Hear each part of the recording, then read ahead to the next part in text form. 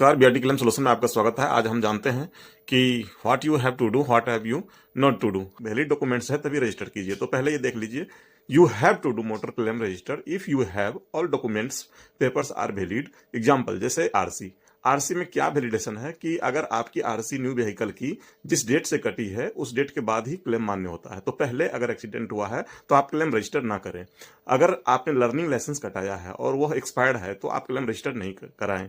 अगर आपके पास valid DL नहीं है, एक्सपायर्ड डीएल है, तो आप क्लेम रजिस्टर ना करें, क्योंकि गाड़ी एक्सीडेंट होने के बाद ये जरूर पूछा जाता है कि कौन चला रहा था। तो हमेशा याद रखें कि वैलिड लाइसेंस ही दे। अगर टू व्हीलर का है तो टू व्हीलर का लाइसेंस मान्य होगा, अगर फोर व्हीलर की गाड़ी है तो फोर व्हीलर एमएल। तो एफआईआर एमएलसी में भी यही बात है। अगर आपने एफआईआर कटाया है आज तो एक्सीडेंट हमेशा याद रखिए कि एफआईआर के 2 दिन बाद शो करते हैं तो वो गलत माना जाएगा। अगर आप ध्यान रखिए इस बात को। डैमेज पिक, ये ध्यान रखिए कि डैमेज पिक अपने लोकेशन मेंशन करता है। कभी अपने फोन में भी डैमेज फोटो होती है तो उसकी डेट में फोटो खींची गई है, वो डेट भी कभी कभी इन्वेस्टिगेशन में देखा जाता है। तो ये बात का ध्यान रखें कि डैमेज पिक हमेशा फोन में जो पड़ा हुआ है उन्हीं डेट में हम मेंशन करें।